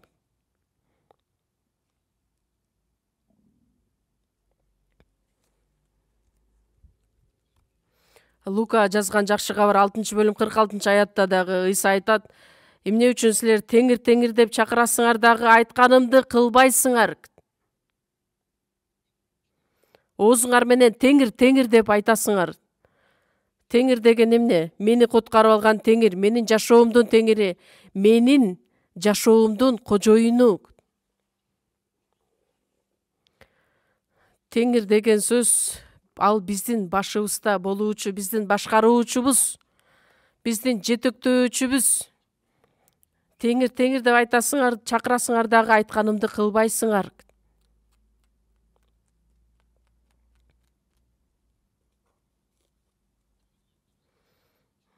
Өзү каалагандай жашай берет дагы анан Кудайды теңир деп чакырып калат.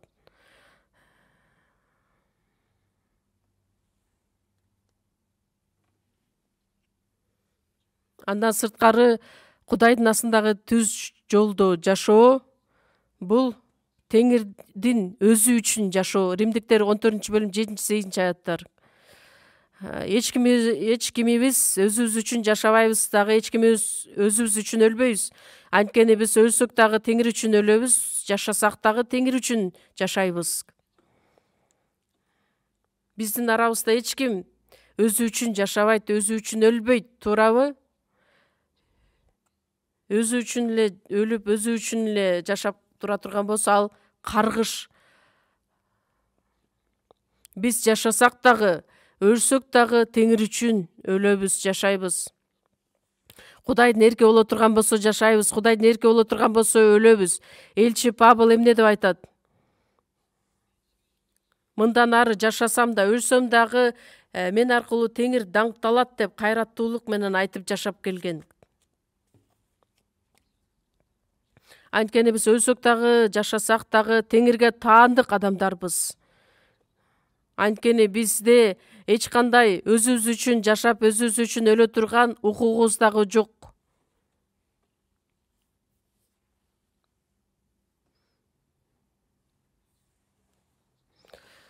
Биринчи Корунтуктар 10-31-аятта силер ичсеңер да, жесеңер дагы, эмне кылсаңар да баарын Кудайды даңкташ үчүн кылгыла. Тамак ичесиңерби, ичесиңерби, эмне кылбагыла, үйлөнөсүңөрбү, жумуш кыласыңарбы, башка жака көчөсүңөрбү, эмне иш кылбайсыңар, баардыгы Кудайды даңкташ үчүн болушу керек. Кудайдын даңкы үчүн болбогон нерселердин баардыгы күнөө болуп саналат. Бардык адамдар күнөө кетирип, Кудай ээ кыла турган даңктан айрылып калышкан. Кудайдын даңкы үчүн эмес, Кудай адам өзүнүн кызыкчылыгы үчүн жашап келген. Кудайдын алдында түз жүргөн жашоо. Матай 26-39-аятта Ыйса айкачкачка кадалганга чейин Гейтсеман багында түнү бою сыйынат дагы, айтат: ата, мүмкүн болсо ушул чөйчөк менин жанымдан кыя өтүп кетсинчи. Бирок ошол чөйчөк анын жанынан кыя өтүп кеткен болсо, бирөөбүз дагы куткарылууга ээ болбойт болчубуз. Бирок мен каалагандай эмес, сен каалагандай болсун. Кыйналып жаткандыктан ал бүт күчү менен сыйынган эле. Анын тери кандын тамчысына окшоп жерге таап жаткан эле. Адамдар кабыла турган эң аянычтуу жазага тартылган Ыйса: мен каалагандай эмес, сен каалагандай болсун, ата, деп кайрылат, сыйынат. Ошол сыйынып жатканда ушунчалык бүт күчү менен сыйынгандыктан анын териси кан тамчысына окшоп жерге таап турду элек. Өзүнүн эркинен баш тартуу бул оңой нерсе эмес. Өзүнүн планынан, өзүнүн бардык эркисинен баш тартып, Кудайдын эркине баш ийүү. Мени бардык нерсемди Кудайга тапшырып, Кудайдыкын өз мойнума алып, менин өз жүгүмдү Кудайга тапшырып, Кудайдыкын өзүмө алмашышым керек. Ошол учурдан баштап бардык нерсеге Кудай өзү жооптуу болот.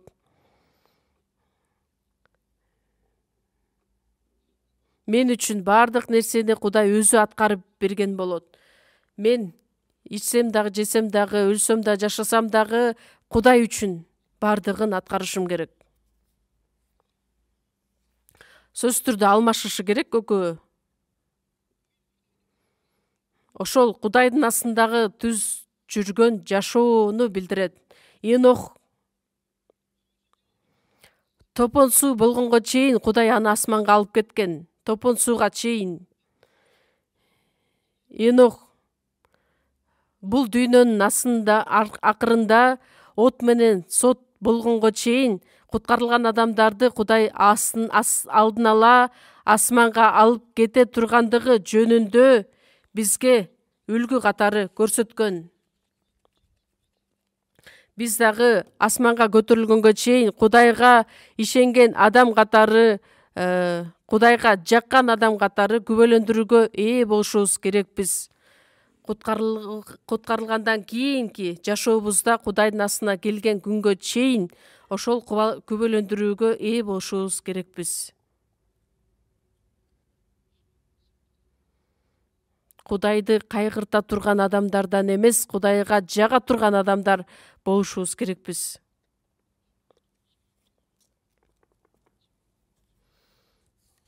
Кудайга жакты деген күбөлөндүрүүгө ээ болушубуз керекпиз. 2-Корунтуктар 5-9-аятта элчи Павыл айтат: денеде жашап жатсак да, денеден чыгып кетсек дагы биз теңирге жагууга аракеттенип жатабыз.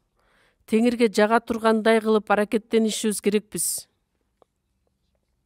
Ыйса Иордан дарыясында сууга чөмүлдүрүлгөндө асмандан үн угулат: бул мени сүйүктүү уулум, мен ага ыраазымын.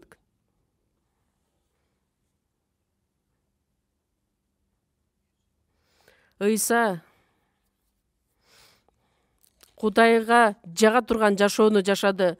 Жакан 8-бөлүм 29 аятта: мени жиберген мени менен бирге, атам мени жалгыз калтырган жок, анткени мен ар дайым ага жакканды кылдым. Ыйса Кудайдын жалгыз уулу болгонуна карабастан ар дайым ага жага турган ишти кылган. Ошондуктан аны Кудай эч качан жалгыз калтырган жок. Эми Кудай бизди дагы эч качан жалгыз калтырбастан биз менен чогуу. Биз дагы Кудайдын жакшы көргөн сүйүктүү балдары болдук. Биздин жашообузда дагы Кудайдын астында Кудайга жага турган иштерди аткара турган болсок, өз күбөлөндүрүүгө ээ болобуз. Шайтандын азгыруусуна ээ болбостон. Филиппиликтер 2-бөлүм 13 аятта Кудай силердеги тилекти да аракетти дагы өзүнүн жакшы ниети боюнча жаратат. Биздин ичибизде жашаган ыйык рух дайыма анын эркин таанып биле тургандай кылып аракеттенет. Биз жакшы нерселерди аткара тургандай кылып биздин ичибиздеги тилекти дагы жакшы ниети боюнча жаратат.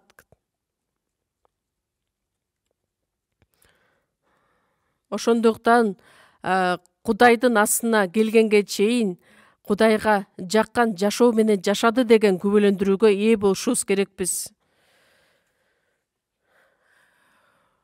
Кудайга жагыш үчүн сөзсүз түрдө 1 Петр 1-бөлүм 8-9 аятта жазылгандай, биз Ыйсаны көрбөсөк дагы азыр дагы ага ишенип жашап жатабыз.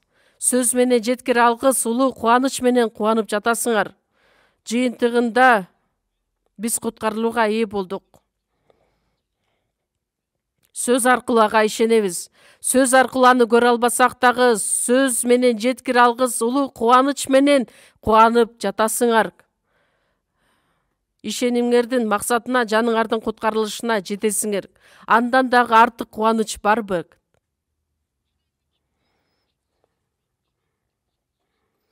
Кудайга жага турган адамдар болуп жашай алабыз.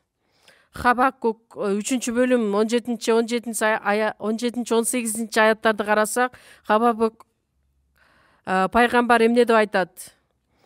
Анжыр гүлдөбөй калса дагы, жүзүм мөмө бербей калса дагы, эгин таласы аштык бербей калса дагы, малдар жок болсо дагы, бирок мен эмне кылам? Теңирим менен кубанам, мени куткарган Кудайым менен шаттанам. Бир нече болгондугу үчүн кубанбайбыз. Колубузда эч нерсе жок болсо дагы бизди куткарып алган Кудай менен, Теңир менен шаттанып кубанабыз. Кудайга жага турган жашоо менен жашагандыгыбыз үчүн шаттанабыз, кубанабыз. 36 Забурда 4-аятта: Теңир менен кубан, ошондо ал жүрөгүңдөгү каалоолорду ишке ашырат. Кудай менен кубан, шаттан. Сөз ичинде ошол шаттыкты, кубанычты изде, таап алдык. Анткени Кудай анын жүрөгүндөгү баардык каалоолорду ишке ашырып берет. Биз эмнени сурасак ошону алабыз. Ата-энебизди сүйүнтө турган болсок, анда ата-энебизден бир нерсеге сурабаган күндө дагы Кудай ата-энебиз ушунчалык кубангандыктан баардык нерсени балдарына берет. 1-Жакан 3-бөлүмдө эмне сурасак дагы андан алабыз, анткени анын осуяттарын аткарып жаткандыктан, ага жакканды кылып жаткандыктан. Мындан аркы жашообузда Кудайга жага турган жашоо менен жашашыбыз керекпиз. Римдиктер 8-бөлүм 7-8 аяттарда күнөөкөр табияттын каалоосу жөнүндө ойлоо Кудайга каршы кастык болуп саналат. Анткени Кудайдын мыйзамына баш ийбейт, баш ийе дагы албайт. ыйык рух Кудайдын эркин таанып билүүгө бизге жардамын берет. Бизди кыйнап зордобостон, жакшы иштерди жасап жашаганга бизди үндөйт, үйрөтөт. Бир нече убакыт өткөндөн кийин Ыйса Машаяк кайрадан бул дүйнөгө келет. Ошондуктан биз дагы Кудайдын астына барган күнгө чейин Кудайга жаккан жашоо менен жашады деген күбөлөндүрүүгө ээ болушубуз керекпиз. Лука жазган жакшы кабар 15-бөлүм 7-аятта тобо кылууга мүмкүн эмес, муктаж эмес 99 адил адамга караганда тобо кылган бир күнөөкөр Кудайдын астына кайтып келгенде асманда чоң кубаныч болот.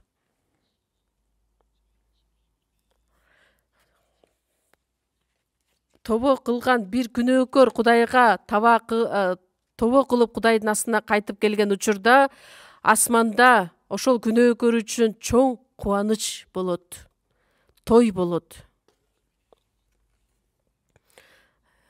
Айлана чөйрөбүздө жашаган бардык күнөөкөр адамдарды, куткарылбаган адамдарды биз сөзсүз түрдө Кудайга алып келишибиз керекпиз. Жаныбыздагы адамдардын бардыгы тозокко бара жатса, аларга кайдыгер карап отуруп алсак болобу? Аларды сөзсүз түрдө пасторлорго алып келип сүйлөштүрүп, же болбосо семинарларга чакырып, азыркы учурда биздин 1-кабатта күн сайын семинарлар өтүп турат. Бир нече убакыт өткөндөн кийин конференция да болуп өтөт. Жайкы эс алуу күндөрүн биз сөзсүз түрдө Кудайга арнашыбыз керекпиз. Конференция үчүн. Конференцияда бүт өзүбүздүн эмгегибизди жумшап, жок дегенде бир адам куткарылып калышын каалоо менен сөзсүз түрдө чогуу бир тилек менен, бир ой менен, сыйынуу менен катышышыбыз керекпиз. Ал үчүн алдын ала пландарыңызды коюп, жакшы кабарды таркатып, элчилер дагы жакшы кабарды таркатып отуруп, Кудайдын астында өз жанын беришкен. Биз дагы биринчиден куткарылгандыктан биз өзүбүздүн убактыбызды, байлыгыбызды, жада калса өз жаныбызды дагы ошол жакшы кабар үчүн беришибиз керекпиз. Бир адам өлүп, бир адам куткарыла турган болсок, жакшы кабар таркатыш үчүн ушунчалык биз битир болуп, эгоист адамдар боло турган болсок, анда кайсыл адамдар куткарылууга ээ болмок элек?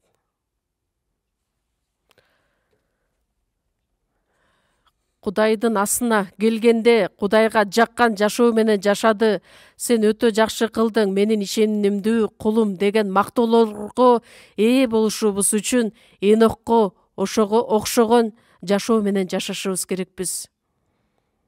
Азыр чогуу сыйынабыз. Сыйынгандан кийин видеону чогуу көрөбүз. Конференцияга байланыш чогуу сыйынабыз. Биздин ырайымдуу Кудай Ата, бул дүйнөнүн акырында көптөгөн адамдардын ичинен биринчиден бизди өзүңүзгө чакырып алып, ыйыктап бөлүп алгандыгыңыз үчүн ыраазыбыз. Эми мындан аркы жашообузда рухубузду дагы, денебизди дагы бир гана сизге таандык экенин жакшы билебиз. Ошондуктан бул убаракерчилик дүйнөгө берилип жашабастан, бир гана сиздин алдыңызда түз жүргөн жашоо менен жашап, сизге жага турган жашоо менен жашадык деген күбөлөндүрүүгө ээ боло тургандай бололук. Биздин айлана чөйрөбүздө дагы да болсо көптөгөн адамдар куткарыла элек адамдар болгондуктан, аларды дагы сизге сөзсүз түрдө алып келе тургандай кылып бизди Кудай өзүңүз колдонуңуз. Ал үчүн өз сөзүңүз менен ыйык рухтун күчүнө толтуруп, жакында баштала турган конференцияга дагы бардыгыбыз биримдикте даярдана тургандай кылып жардам бериңиз. Бул конференция дагы сиздин эркиңиз менен аткарылышына жардам берип, бизди куткарып алган Ыйса Машаяктын ысымынан сыйындык. Аминь.